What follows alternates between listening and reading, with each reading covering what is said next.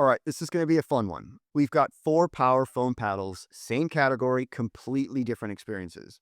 The Vapor Power 2 from 11624, the Honolulu Pickleball J6CR, the Bread Butter Loco Hybrid, and the Spartus P1 Hybrid. All 4 produce serious output. All 4 use advanced foam core technology, and all 4 feel fundamentally different the moment you make contact.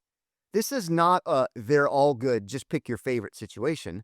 These pedals solve power, control, and playability in distinct ways, and those differences show up immediately on the court. Full disclosure, all 4 manufacturers sent me these paddles to test with no strings attached. No money changed hands. I'm not obligated to create content for any of them, and these are my honest impressions.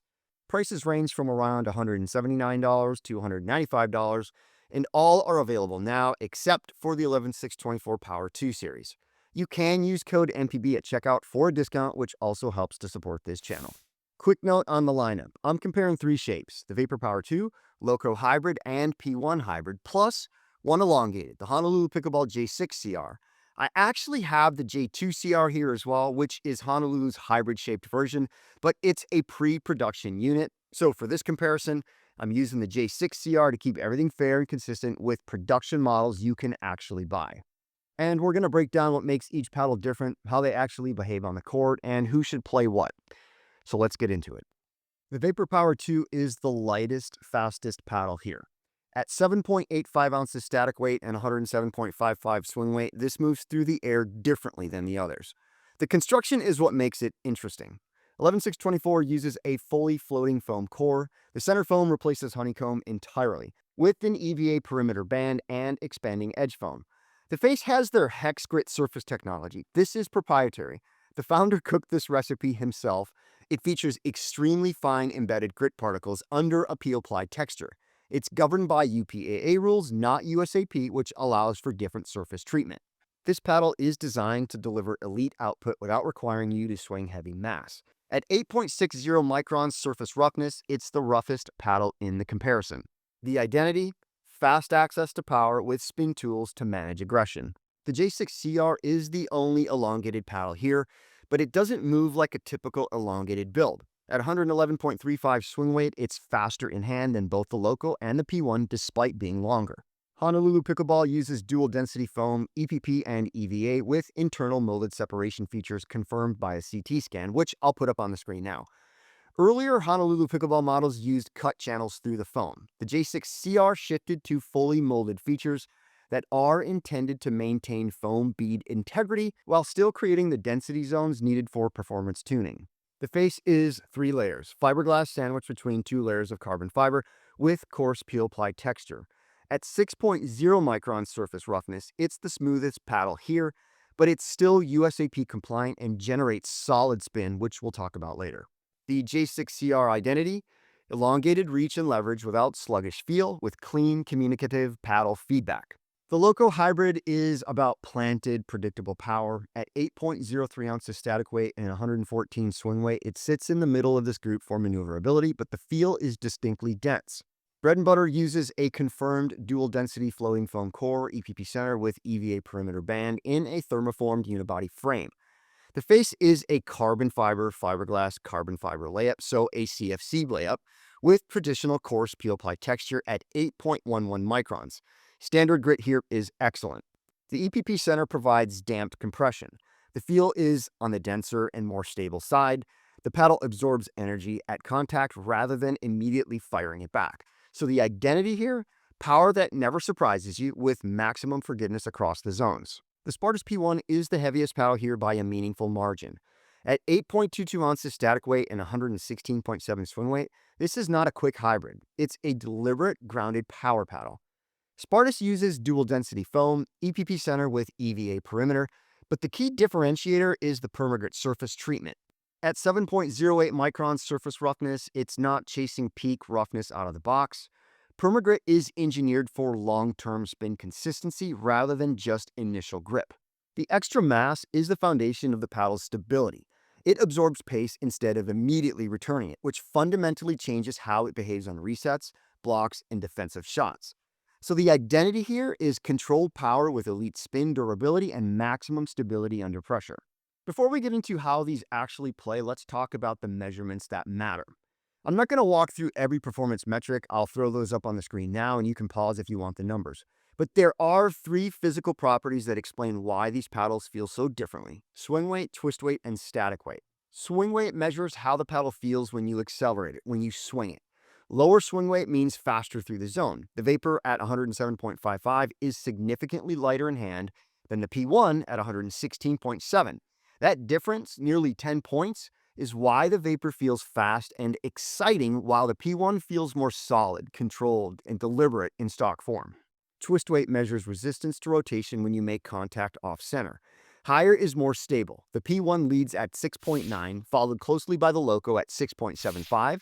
The J6CR at 6.2 is the lowest here, which makes it more precision dependent. Nothing a little weight on the sides can't shore up though. Static weight is just what it sounds like, how heavy the paddle is when it's sitting in your hand, but it doesn't tell you how it swings. The Loco and P1 are close in static weight but feel different because the swing weight and balance point diverge.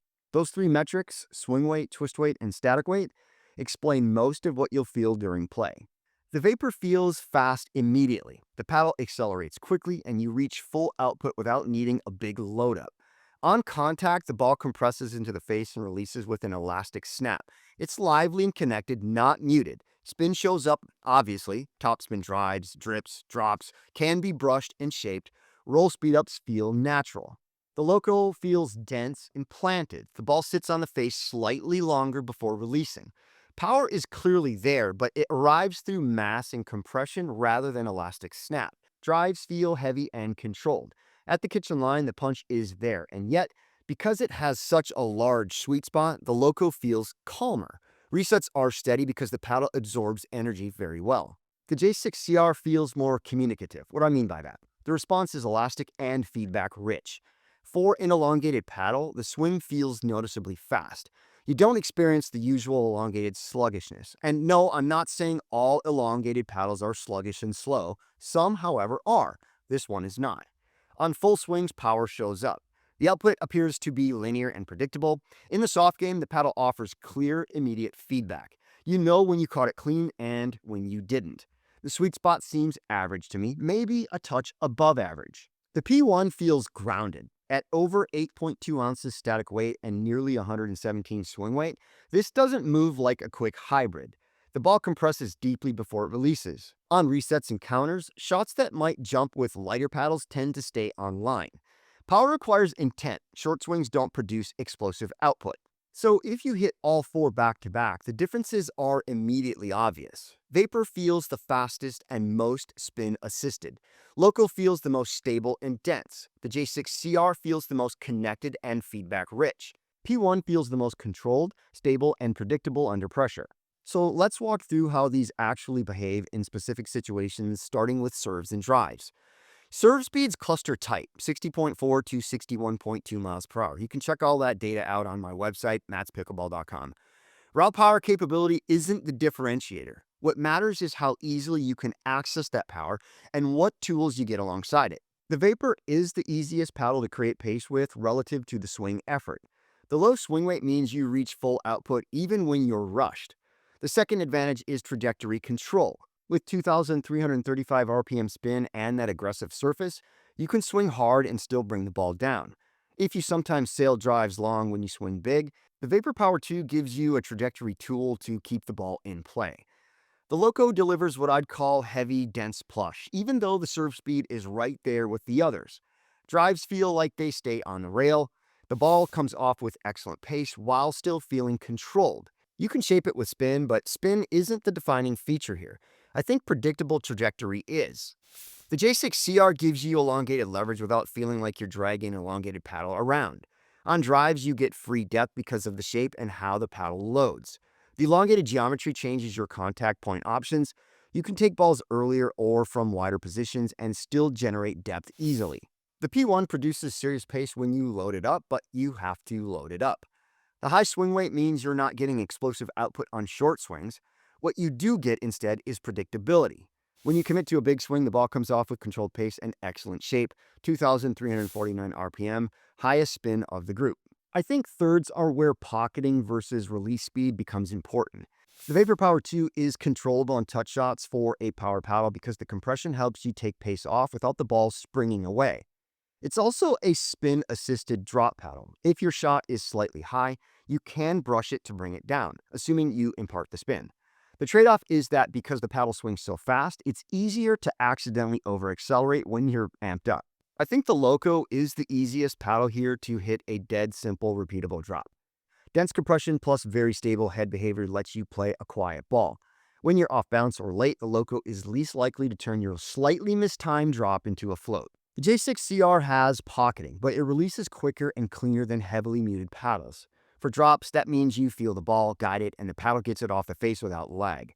The risk isn't trampoline, the risk is timing. If you're used to a more dampened paddle, you can initially push drops a touch long because the release is quicker than you'd expect. The P1's mass and high twist weight make it very stable on drops. You can hit very quiet drops because the paddle doesn't cause an unpredictable jump or spring. The Permagrit surface helps here, even on slower swings. You can add subtle spin to manipulate the ball. What about resets? Resets are the true stress test. The Vapor's low swing weight helps you get the paddle in position early. That alone improves reset quality because you're not reaching late. When you're stretched, the paddle lets you absorb and redirect without the ball rebounding too aggressively. It's not as forgiving as the other paddles, relatively speaking, when you're truly jammed, but it handles pressure very well. I've added 9 grams and that has dramatically improved my resets. I'm going to say relatively speaking a bunch now. The Loco feels like the most forgiving reset paddle here, relatively speaking. The face response is relatively calm with high stability at a 6.75 twist weight. If you're getting handcuffed and you just need the ball back low, the Loco can make that a touch simpler. It also handles panic resets well because the paddle doesn't overreact in an unpredictable way. Look, go. It's not going to bail you out of a jam. It's not magic. It's not a unicorn. I'm just trying to find the right words to describe how these paddles play to help you make better buying decisions. The J6CR is sneakily good here because it's an elongated that's super fast. In many elongated paddles, your reset problem isn't face response, it's that you might be too late. The J6CR removes that problem. The face feels more alive than the Loco, so your hands feel more involved. The P1 is the most stable reset paddle in this entire comparison. The combination of high twist weight and mass keeps the face in place as you absorb pace. When someone drives hard at your body and you're jammed, the P1 redirects cleanly without adding unwanted pace. This is especially valuable in scramble situations. In hand battles, all 4 paddles post punch volley speeds above 38.8 miles per hour, which is well above average. The question is how that speed feels to control. The Vapor is fastest in the zone because you can move it quickly. It has above average pop output, but it doesn't feel like it auto launches the ball. If you like to counter from bad positions, the Vapor's speed and spin combo is lethal. Maybe I do that sometimes. You can flick with shape, and the ball shapes aggressively. The Loco, I think, is the most steady counter paddle. When you punch, the ball goes. When you block, the ball stays calmer. The J6CR in hand battles feels like elongated, but quick. It gives you extra reach on counters, and the face gives you clear feedback on every contact. Compared to the Vapor, it's less spin forward on flick counters. Compared to the Loco, it's more lively and reactive, which some players will love because it feels more precise. The P1 in hand battles is about controlled aggression. You're not going to out-quick anyone, but you're also not going to miss because the paddle jumped on you. Punch volleys have above average pace, but they also come with some more predictability. When you're in a straight-ahead firefight, the P1 holds its ground better than the lighter paddles. While dinking at the kitchen, if you like to shape dinks and create action at the net, I think the Vapor is the most capable paddle here. High grip lets you roll and drag the ball. You can play aggressive dinks without needing a huge motion. The thing to watch is that the Vapor is very responsive. If your dink stroke gets a little too pokey, the paddle will tell you immediately, or your partner will with the ball you just popped up. The Loco is the easiest neutral dink paddle here, relatively speaking. The ball sits, the face stays stable, the output is calmer, and it's dependable. If your goal is to dink until you get the right ball to attack, i.e. you have patience, the Loco supports that perfectly. The J6CR is the most feel-forward at the kitchen. It feels alive and communicative. I know that word sounds funny here, but I'm talking about the crystal clear feedback you get from it, so you can place the ball intentionally. The elongated shape also changes your kitchen geometry slightly. You can reach and take some balls earlier, which can make your dink game feel more aggressive, even if you're not swinging harder. The P1 in the kitchen is about calmer, or rather more predictable, controlled placement with spin tools available when you need them. The Permagrit surface grabs even on slow swings, which means you can add subtle shape without big motions. The trade-off is some maneuverability. You need to be positioned a bit earlier. I think the Vapor Power 2 converts attackable balls the easiest because it can create pace and spin quickly with minimal backswing. The combination of low swing weight and high grip makes roll speed-ups feel natural and effortless. You don't need perfect timing, but it helps. This is where drop-in power really shows up. The number of balls I have sped up slightly below the net with this one and the P1 and still dip in is really impressive. The Loco is also excellent here, but the style is a touch different. It's more of a punch forward speed up than a roll forward speed up compared to these other high texture grit paddles. Yes, you can roll your shots with all of these, and the grit is excellent on the Loco, but I think you'll get more spin with the grittier surfaces of the Power 2 and P1.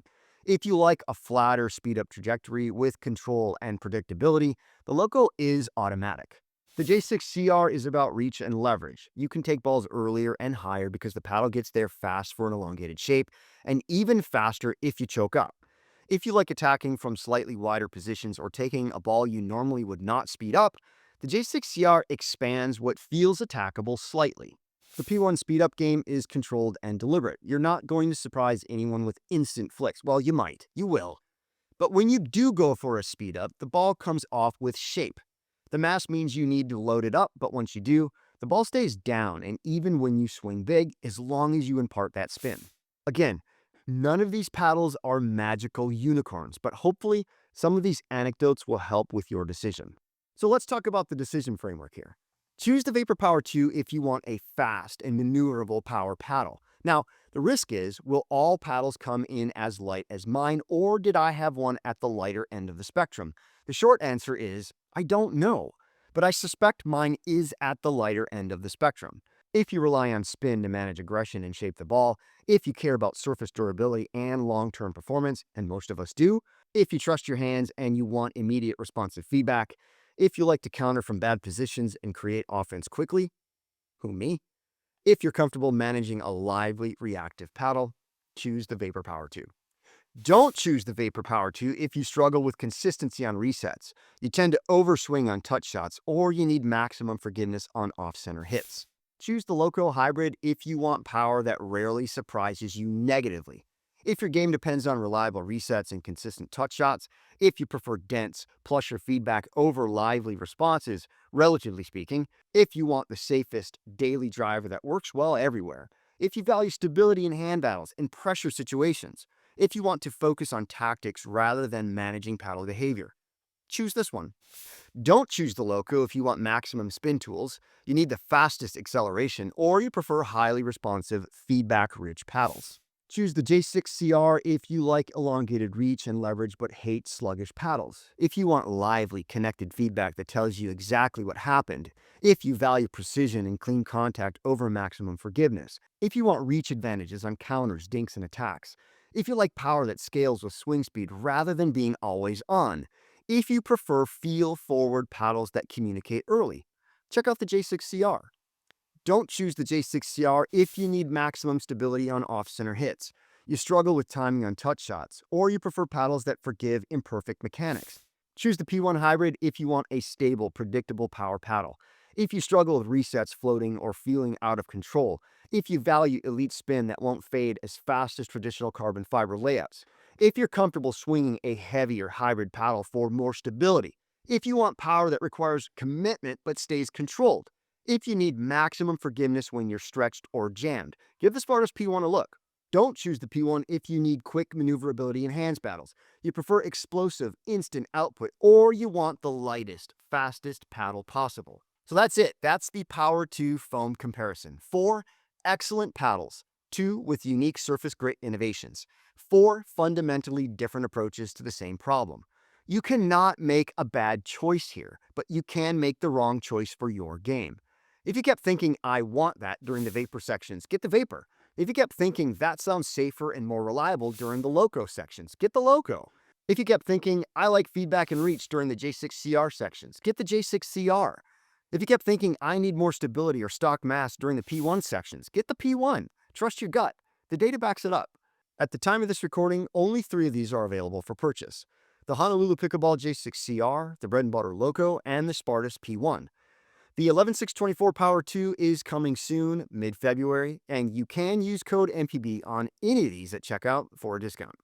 So what paddle are you leaning toward? Let me know in the comments. If you found this helpful, hit that like button and subscribe for more. Thanks for watching, and I'll see you in the next one.